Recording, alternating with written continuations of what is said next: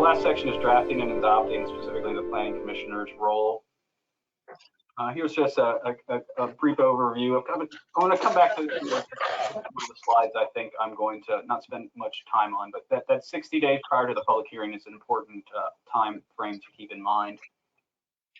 All right, the Planning Commission should conduct numerous work sessions throughout the planning process, from all the way from pre-planning to the final document.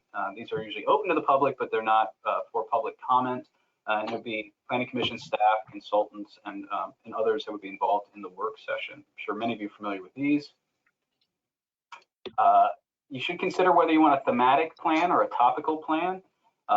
You know, the one way is elements are the chapters themselves. So both of these are perfectly fine ways to do it, but other ones can be more thematic, where there's elements within or across chapters with themes such as sustainability, equity, connectivity. There's no right or wrong way, and so many are going to be hybrids of the two styles. I do want to talk about this a little bit about the public hearing. So the PC, the Planning Commission, does not need to vote on the draft it sends to the Maryland Department of Planning, but planning assumes that any draft that it receives has the Planning Commission's blessing. And it's important to note that state agencies, we cannot deny, modify, or add to a comprehensive plan in any way. We only comment on it, and then that comment's included in the public record. We only get one bite at the apple, the state. If the Planning Commission makes changes after they receive our state comments and/or after the public hearing, you don't have to send it back to us for review. I mean, if you have questions, we're here to help, but we only get one opportunity to comment on it. And then charter counties should review their charters and ordinances for specific requirements. Again, talk with your local attorney. For the legislative body, they have four options. They can disapprove or remand it, and this would essentially send it back to the Planning Commission. Technically, a public hearing is optional at the legislative level for this. We wouldn't recommend that. We would recommend a public hearing for any consideration of the comp plan, but that is the official requirement. The public hearing is required if it's adopted or modified.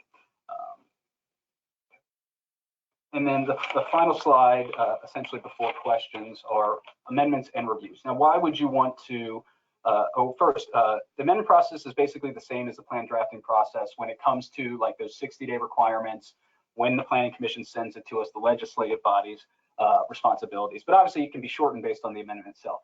You might not have to do as much outreach, analysis, but essentially the same, approval adoption process is the same. So why would you want to amend? Conditions change. You might have a new employer or institutional expansion. You might need to respond to an environmental challenge or need. You might want to add a growth or service area, perhaps in preparation for an annexation. Might be in preparation for desired zoning amendment. Spot zoning is not permitted, but a comprehensive plan amendment prior to a rezoning will support consistency between the zoning and the plan. You may want to incorporate new master functional plans that I mentioned earlier, and there may be new legislative requirements. So I already talked a little bit about HB 409. Let me see. Oh, but specifically for last thing I want to say, if a Planning Commission is doing their 10-year review but does not need to or consider that they need to change the comprehensive plan, there's no requirement for the PC to hold a public hearing on that, but they are required to report to their legislative body on whether the plan is adequate. There should be some formal communication of that assessment to the legislative body. They should also let the state know that they've done this assessment. This can be done through the annual reporting process or a separate letter to us, so we can reset the 10-year clock for the next year review. And if you look at some of the resources we've provided, you'll see we have tables of the 10-year cycle for all Maryland jurisdictions with planning and zoning authority. These last slides, which I'm not going to go over to, are a compilation of various resources available to you. These are all linked and organized. We have the MPCA, Maryland Department of Planning, other state agencies. All these are potential resources that you may want to consider as part of your comp planning process. We have some regional planners and project managers from various state agencies. There's other state plans you may want to look at.